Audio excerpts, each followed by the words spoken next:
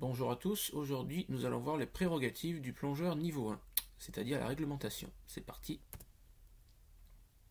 Alors, pour résumer en images, vos prérogatives, c'est-à-dire les droits que vous allez avoir quand vous serez niveau 1, sont matérialisés ici, sur cette image.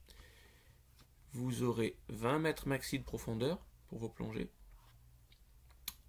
Le plongeur niveau 1 est matérialisé en bleu, donc vous serez maximum 4 par palanquet, encadré par le plongeur rouge, qui sera au minimum un guide de palanquet, qu'on appelle un GP, ou un niveau 4, ou un P4.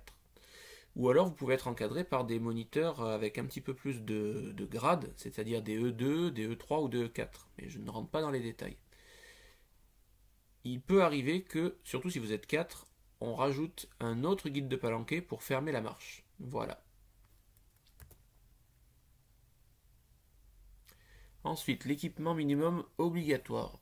Alors, ça sera palme et masque. Le tuba est de moins en moins usité sur les bateaux.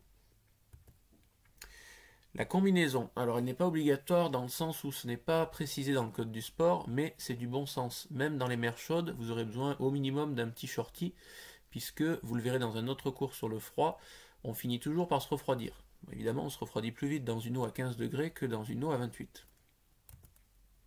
Donc la combinaison permet de lutter contre le froid. Le gilet stabilisateur qui nous sert à porter la bouteille puis à nous équilibrer. Vous allez l'apprendre. Un détendeur complet avec votre détendeur principal que vous aurez en bouche. Votre descendeur de secours qu'on appelle aussi l'octopus.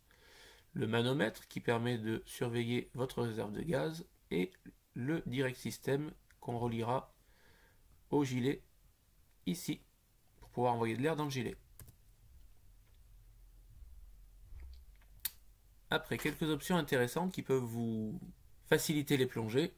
Vous verrez dans un cours sur le froid qu'on se refroidit essentiellement par les extrémités. Donc il n'est pas idiot d'investir dans une petite paire de chaussons néoprène, dans une petite paire de gants,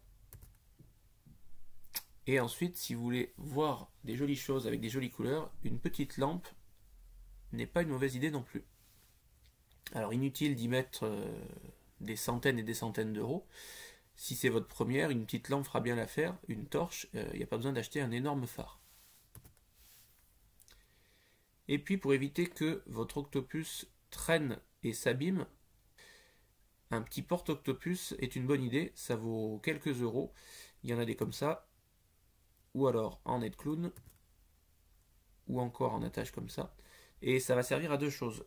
D'un côté, vous préserverez le détendeur, puisqu'il ne tapera pas partout. Et d'un autre côté, vous préserverez les fonds marins, ce qui est une excellente idée également.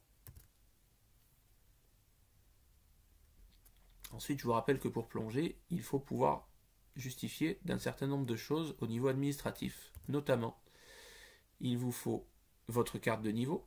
Alors, votre carte de niveau, elle aura deux faces. Une face française, FFESSM, et puis une face internationale, CMAS, ce qui vous permettra de plonger partout à l'étranger. Ensuite, si vous plongez dans un club associatif, il vous faudra votre licence de l'année, qui vaut pour la responsabilité civile, pour la pêche sous-marine et aussi pour la plongée. Si vous ne plongez pas dans un club associatif ou si vous ne voulez pas passer à un autre niveau, vous n'avez pas besoin de la licence. Quand vous allez dans un club qu'on appelle SCA, Société Commerciale Agréée, votre plongée est en général un petit peu plus chère, mais ça inclut une assurance. Et si vous voulez plonger dans un club asso, mais que vous faites très peu de plongée dans l'année, vous pouvez demander un pass plongée, ce qui est une mini-licence qui est valable pour 4 plongées maximum. Voilà. Enfin, c'est toujours une bonne chose d'avoir avec vous votre carnet de plongée si vous êtes adulte, ou votre passeport et carnet jeune plongeur pour les enfants, et puis votre passeport de plongée, puisque ça permet au chef de base de regarder un petit peu votre vécu, savoir si vous avez 5 ou 6 plongées ou déjà 30 plongées à votre actif, et du coup de vous mettre dans une palanquée de votre niveau. Dernière chose à ne pas oublier, le certificat médical de non-contre-indication qui doit dater de moins de 1 an. S'il n'y a pas de certificat médical, normalement il n'y a pas de plongée. Voilà, à bientôt pour un prochain cours.